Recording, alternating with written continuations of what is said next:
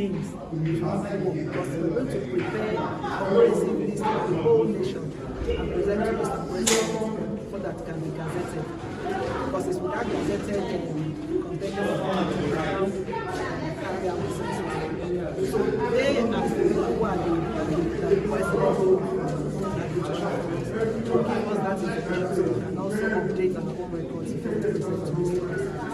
Okay, in the course of presentation, one of Mr. Patrick, when he was talking about the framework, we talked about different categories of locality. We talked about the primary, sub-primary, secondary, and tertiary.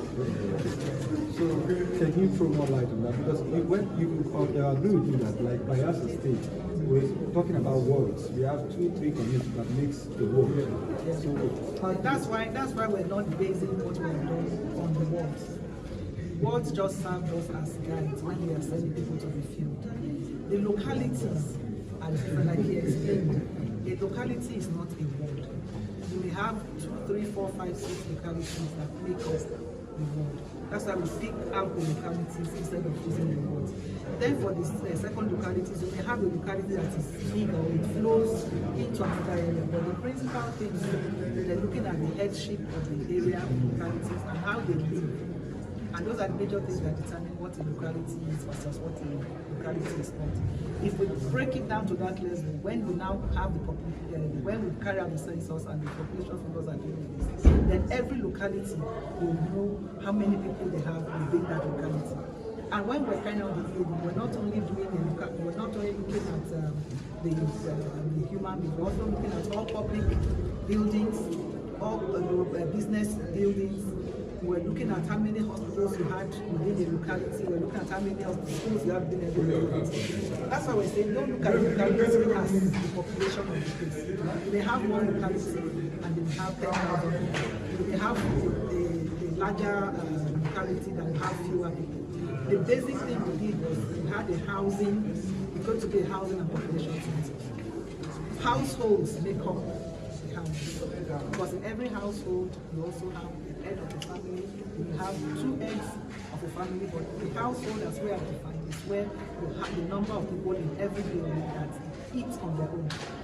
Because you will be living together, you have 3 households within a building.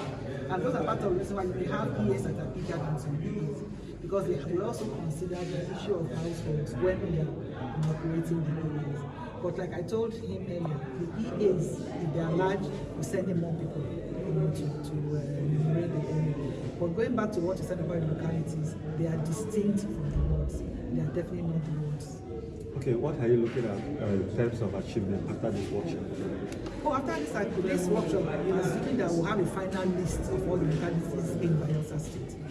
And with that, we know we're ready, fully ready for the census. Because without those localities, like you see how they coded, those codes have already been put into the maps, and the maps have already been downloaded into the software. So when they now come, all you need to do for the enumerators is that they will download that particular area from the codes and go out and go to the field. So you are guided by the maps.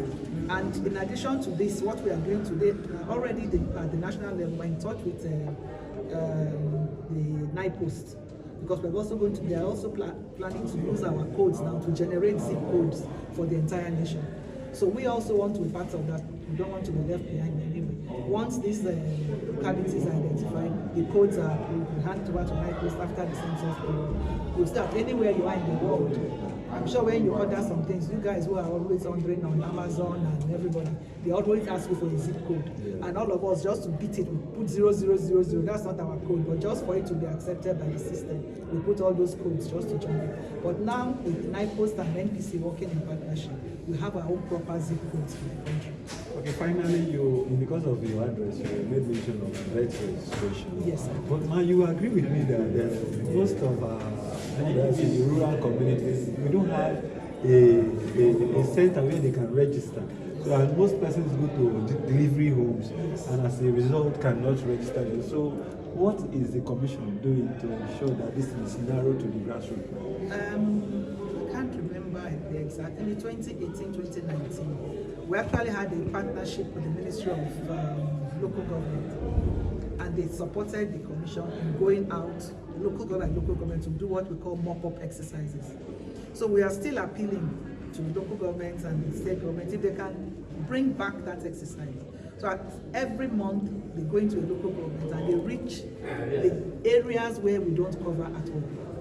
And that's why we call it a mop-up. So they send people in, transportation, everything, and they go in there for maybe 1 or 2 weeks, and they register all those people who have not been registered. But in addition to that, you heard when I spoke to the local government chairman, they can also on their own help by supporting their own people. You can train for them to go into this other rural where we don't have personnel at all. Recently, we had about maybe 18 ad hoc staff that we have taken into the system now as full-time staff. And they're already working with us now, but we know it is still not enough. So if people can also sponsor ad hoc staff to also help us with the training. But I think the most practical thing for me would be for us to go back to the mop-up exercises and see if government can support us to go into these areas where we don't have our staff or where our staff cannot cover.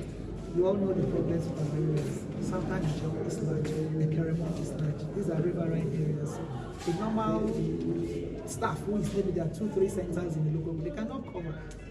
Okay, you also said that it will be as business as usual, where somebody can sit comfortably under the tree and just give you a number of persons in a household. But you agree with me, there are some factors affecting census, such as death rate, and migration, yes, for 1 or 2 reasons.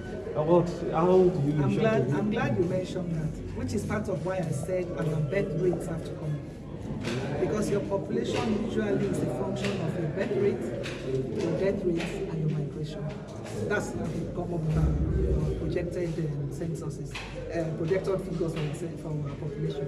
But now, if we do an actual census now, to form a baseline for everybody, what we have been using all the while has been the 2006 census figures.